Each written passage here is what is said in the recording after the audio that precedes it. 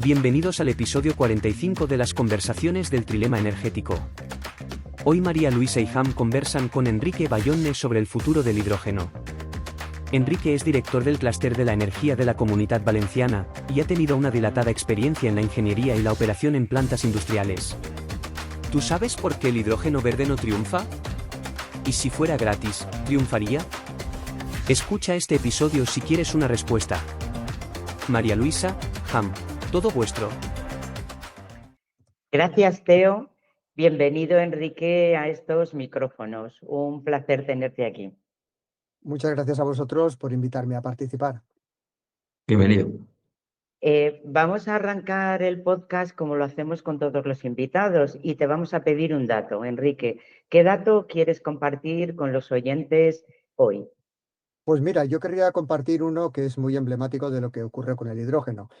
La demanda aumentó de 2023 a 2024 en un entorno aproximado del 3%, situándose en los 100 millones de toneladas, más o menos, pero solamente o por debajo del 1% son utilizaciones de hidrógeno renovable, con lo cual un 99% evidentemente es no renovable. Es curioso este dato que nos traes porque Europa y España ha gastado ingentes cantidades de dinero en el hidrógeno renovable, porque es verdad que hay un mercado, quizá no en el hidrógeno verde, sino en otro hidrógeno de otras fuentes. Entonces, ¿qué está pasando? ¿Es que no es competitivo el hidrógeno verde? Vamos a ver, a día de hoy no es competitivo, evidentemente, porque cuesta del orden de entre 2 y 6 veces, depende comparado con otros hidrógenos. Luego, evidentemente, es un problema de competitividad a nivel de precio. Luego, además, la competitividad no solamente es en cuanto a la producción, sino en cuanto a todo lo que viene después de la producción. El hidrógeno es muy complicado de transportar, es muy complicado de utilizar, no tenemos infraestructura y en definitiva no estamos preparados ahora mismo para utilizar hidrógeno. Y ahí hay un gran melón que seguro que ahora abrimos. Pero ese es un tema temporal. Hoy no es competitivo, pero sí lo será en el futuro, o va a ser difícilmente también competitivo en el futuro. Vamos a ver, todas las expectativas es que en un futuro sí que sea competitivo, sobre todo inicialmente en países donde la energía renovable pues tiene una importancia muy alta, como por ejemplo el caso de España. Los países principalmente productores de renovables, que por tanto tienen un coste inicial de producción más bajo, pues sí que van a poder invertir dinero, o sea, van a poder, perdón, invertir la electricidad para generar el hidrógeno, que de otra forma, si tú generas mucha electricidad, pues la desperdiciarías, pues en vez de desperdiciarla, entre comillas, pues se utiliza para generar el hidrógeno, con lo cual sí que se va a ser competitivo en cuanto a precio. Lo que pasa es que tenemos un plazo por delante que ahora mismo no está muy claro cuál es. Es curioso porque uno de los retos principales es la descarbonización industrial y está claro que el hidrógeno tiene vocación de ser un vector complementario a otros. ¿Cómo ves tú la descarbonización industrial, sobre todo de las industrias no electrificables, con este vector, con el vector hidrógeno? Pues lo veo muy complicado y a esto me refería justamente con el tema del melón. Si recapitulamos en todo lo que está ocurriendo en torno al hidrógeno, que ha cobrado una importancia supina, ¿no? En cuanto a inversiones, en cuanto a titulares y en cuanto a todo, los valles de hidrógeno, las inversiones en electrolizadores, etcétera, durante los últimos años, y Europa, y no solamente Europa, sino el resto del mundo, ha invertido muchísimo, muchísimo dinero en producir hidrógeno. Pero ¿qué ocurre? Que se han olvidado de quién utiliza el hidrógeno, de justamente la industria. Entonces, sin una industria que utilice el hidrógeno, pues está ocurriendo o va a ocurrir lo que ya está ocurriendo, ¿no? Que muchos proyectos, al no tener un cliente, se están quedando en stand-by. De hecho, ha salido hace poquito un artículo, escasamente hace 2 semanas, donde decía que solamente el 3% de los proyectos de hidrógeno en España cuentan con inversión aprobada. Y si hablamos del resto del mundo, estamos subiendo al 8%. Y esto según la Agencia Internacional de la Energía. Luego es un dato, yo creo que muy importante y muy desesperanzador en cuanto al futuro del hidrógeno. ¿Y el Banco del Hidrógeno que lanzó la Unión Europea no es la solución? Vamos a ver, si esto viene un poco a reafirmar lo que estoy diciendo. Eh, podemos, y te lo exagero, podemos regalar el hidrógeno y ya no que sea más caro que el hidrógeno gris o que un hidrógeno contaminante, sino lo podemos hasta regalar, ¿no? Y ya no solamente el Banco Europeo, sino además las medidas fiscales que han tomado en Estados Unidos, que son mucho más importantes y que rebajan el coste. Pero el problema realmente no es ese, es que alguien tiene que utilizar el hidrógeno y estamos hablando principalmente pues, de la industria, donde aproximadamente estamos teniendo el 20-25% de las emisiones globales, con lo cual utilizan el hidrógeno para los procesos, no solamente para calor, sino, por ejemplo, pues para generación de acero y otra serie de sustancias. ¿Y qué ocurre? Que tienen que pasar por una reconversión, por una sustitución de equipos, por un replanteamiento de todo su proceso de producción. Y eso no se hace en meses, eso se hace en años. Y además eso implica inversiones multimillonarias a largo plazo, como comento, y además con un riesgo tecnológico que sigue estando presente en cuanto al hidrógeno. Luego, todo ayuda, las medidas en cuanto a rebajar el coste del hidrógeno, pero están muy focalizadas en el sector de la producción, pero no en el sector industrial de la demanda. Y sin esa demanda, de nada vale que produzcamos hidrógeno. Pues efectivamente, Enrique, has abierto un melón, porque realmente la descarbonización de nuestra sociedad, incluyendo transporte, servicios y la industria, tiene unos plazos tasados y por lo que nos estás contando, pues es difícil de acometer. ¿Qué alternativas tendría esa industria que no es electrificable y que no tiene el hidrógeno disponible de manera, ya no diría inmediata, sino acorde con la planificación? Vamos a ver, alternativas siempre las hay, ¿no? Si comparamos con el resto de Europa, Alemania yo creo que es el que mejor está haciendo los deberes, porque además de incentivar lo que es la producción de hidrógeno, está incentivando la utilización en la industria. Y de hecho, Industria Alemania está incorporando el hidrógeno y yo creo que en eso están bastante adelantados con el resto de Europa. Habría que incentivar pues, esas reconversiones industriales. Como digo, son inversiones muy importantes, pero si no se acometen, no se van a tener los quemadores, los reactores, los equipos, en definitiva, para utilizar el hidrógeno y, por tanto, de nada va a valer el hidrógeno.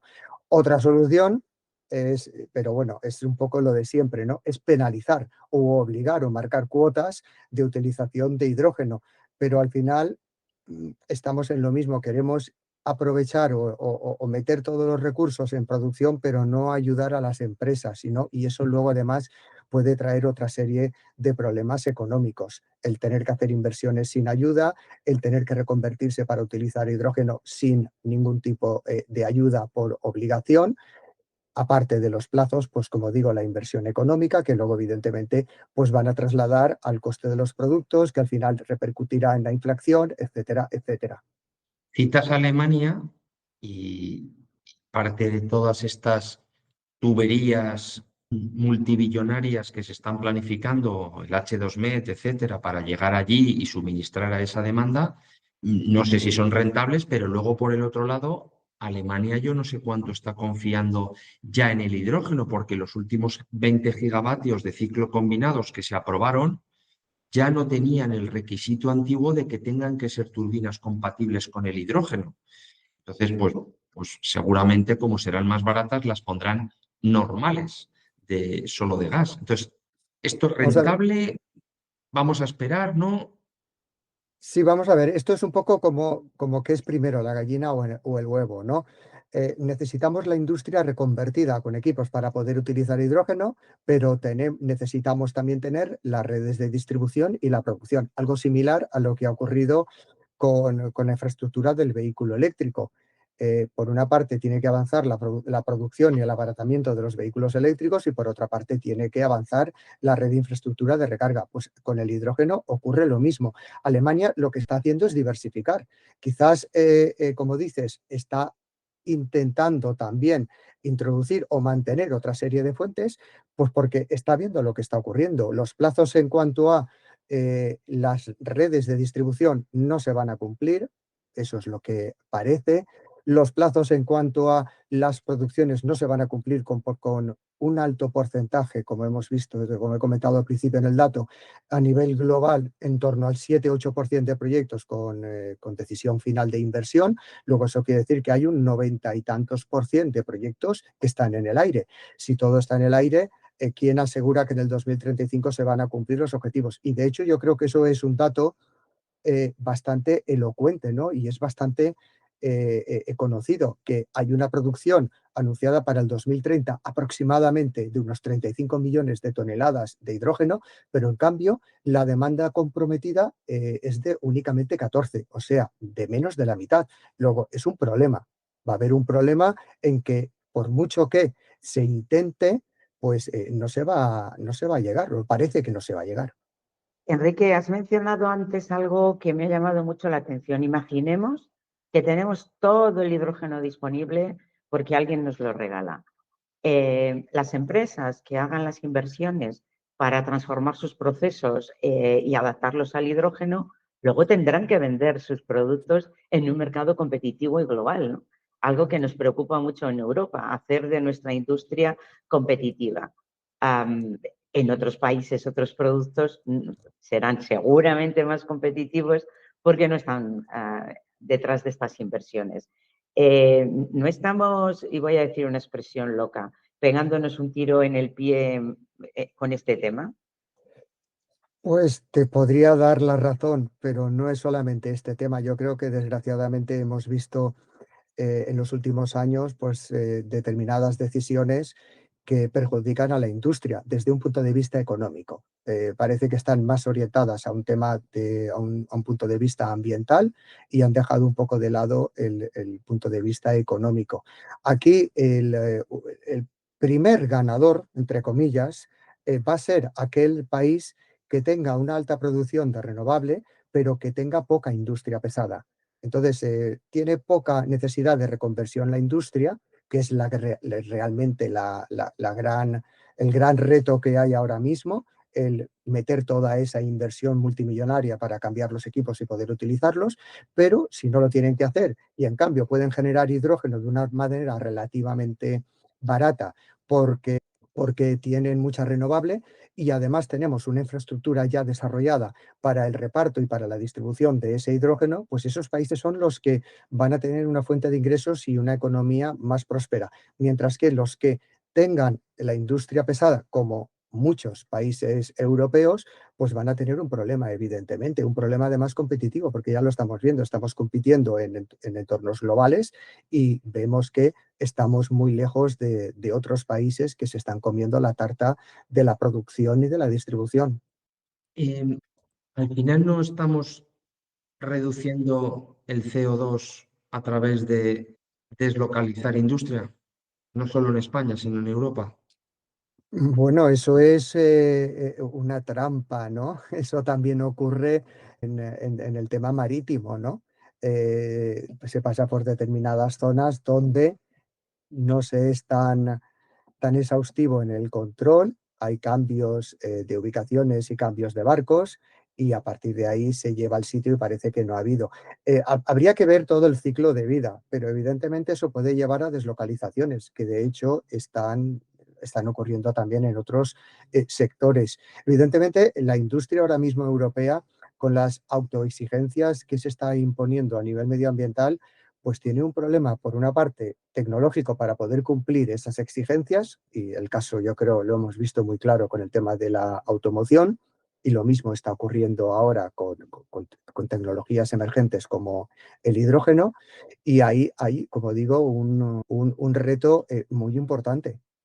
Hay una contradicción en todo lo que estamos diciendo, porque uno de los retos relevantes que tiene España es reindustrializar el país, que nos hemos convertido en un país de servicios, para aquello de ser más resilientes, menos vulnerables. Y sin embargo, dices que los ganadores serán aquellos países que tengan poca industria y se dediquen a vender el hidrógeno barato que produzcan. ¿Cómo vamos a equilibrar todo esto? Una reindustrialización, una energía renovable barata, un hidrógeno difícil de utilizar. No sé, como digo, es un reto. Si vemos lo que ha ocurrido, por ejemplo, en España, por no ir muy lejos, claro, cuando hay ayudas provenientes de los fondos europeos de reconstrucción, etcétera, pues han proliferado muchos valles de hidrógeno, pero realmente, porque a todo el mundo, si te dan dinero para inversión, en este caso para producción de hidrógeno, pues vamos a montarlo. Es una tecnología de futuro, un negocio de futuro y vamos a trabajar en ello. Pero no se han focalizado en tener claro que tienen una demanda cerca, porque como digo, uno de los grandes problemas del hidrógeno o que puede incluso duplicar el coste de producción es el transporte. Entonces, lo ideal sería siempre producir el hidrógeno lo más cerca posible del punto de consumo. En España han proliferado mucho los valles de hidrógeno, pero los puntos de consumo no están nada claros. Luego, te daría eso que pensar que España se quiere convertir en un país exportador de hidrógeno, porque realmente no está haciendo grandes inversiones en las centrales y en la industria para la utilización de hidrógeno. Y a nivel europeo, digo, excepto quizás el caso de Alemania, que es un poco diferente y que están ahí con otro planteamiento más potenciando la industria, ocurre lo mismo en Europa. Tenemos un problema porque todo el mundo parece que quiere fabricar y exportar hidrógeno, pero no están invirtiendo en lo que es la sustitución de equipos y en la producción. Y como digo, ahí hay muchas derivadas, ¿no? La primera, que alguien va a tener que despertar en algún momento y darse cuenta que la industria necesita ayuda para poder utilizar hidrógeno. Y luego también, pues algo que ha estado muy olvidado en España, como puede ser, por ejemplo, el biogás y el biometano, que no necesitaba para aquellos casos de procesos industriales que necesitan calor y que no necesita de sustitución de equipos porque les valen los quemadores y les valen los mismos equipos, ¿por qué no se ha potenciado hasta muy recientemente, ¿no? Luego, ahí hay la verdad es que muchas incógnitas y a veces los planteamientos no acaban de ser todo lo acertados que debieran ser pensando en la industria. Eh, Enrique, antes de que pueda cerrar María Luisa, me gustaría hacerte una última pregunta muy relacionada con esto que dices.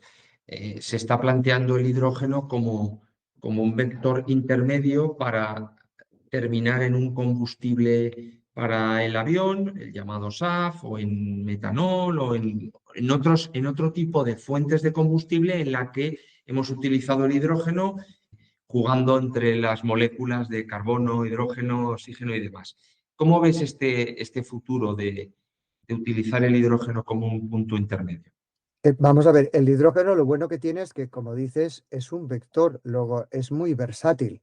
Entre comillas, nuevos usos del hidrógeno que pasan, como comentas, por la movilidad, por el almacenamiento o la utilización de combustibles sintéticos en aviación, combinando el hidrógeno, por ejemplo, con CO2 capturado o en el transporte marítimo mediante amoníaco y metanol, etcétera, pues evidentemente son soluciones de futuro que necesitan ser desarrolladas, que necesitan ser económicamente validadas y que la tecnología debe estar pues completamente funcionando y no quedarse como en algunos casos ocurre con pruebas piloto. Pero estos son, entre comillas, los nuevos usos y que quizás están teniendo más difusión o más nombre que los usos en los cuales nos deberíamos centrar, que es esa utilización, como he dicho antes, de los 100 millones de toneladas en la industria. En vez de centrarnos ahora mismo en potenciar los nuevos usos e invertir en esa utilización, si fuéramos capaces de reducir la utilización del hidrógeno proveniente de fuente no renovable en la industria, tendríamos ahora mismo muchísimo ganado, tendríamos un hito muy importante. El problema es que estamos quizás intentando diversificar con nuevos usos y no centrándonos en lo realmente más importante, que es la industria. Enrique, es un lujo hablar contigo. Hemos dado un buen repaso al hidrógeno, los usos, su producción y su consumo. Y queremos darte la oportunidad ¿y si tuvieras la lámpara de Aladino y qué deseo le pedirías en este tema que estamos hablando? Es que haya un replanteamiento global, que no nos centremos en la producción y en los titulares, porque es muy fácil vender, vamos a generar hidrógeno, vamos a construir un valle de hidrógeno, vamos a una fábrica de electrolizadores, pero porque eso es muy rápido, tiene un retorno a nivel de propaganda y de todo, pues de plazo corto, pero en cambio decir vamos a apoyar a la industria que va a necesitar entre 5 y 10, 12 años para conseguir una reconversión completa para utilización de hidrógeno, eso no vende. Eso no vende y no tiene un retorno importante, y a veces deberíamos pensar en un futuro no cortoplacista, sino largoplacista. Y el largoplacista pasa por apoyar a la industria para que realmente pueda convertirse, no centrar todo, como digo, en la producción y en esos titulares de valles y de electrolizadores, sino en lo que necesita la industria, que realmente es ayuda para poder cambiar sus procesos productivos, sus diseños, sus equipos, sus reactores, etcétera, y poder utilizar realmente el hidrógeno. Enrique, yo creo que le vamos a tener que poner a Ladino luces cortas, luces largas y sobre todo mucha clarividencia. Muchas gracias por esta entrevista. Personalmente he aprendido mucho, espero que nuestros oyentes también hayan adquirido un buen criterio sobre el hidrógeno. Muchas gracias. Muchas gracias, Enrique. Esperamos que os haya gustado. En el próximo capítulo, hablamos con Óscar Balseiro sobre la energía termosolar, esa gran olvidada. Asegúrate que nos sigues en LinkedIn y suscríbete gratis al podcast en Spotify o en la plataforma de tu elección, Amazon, YouTube, iVoox o Apple, para no perdértela.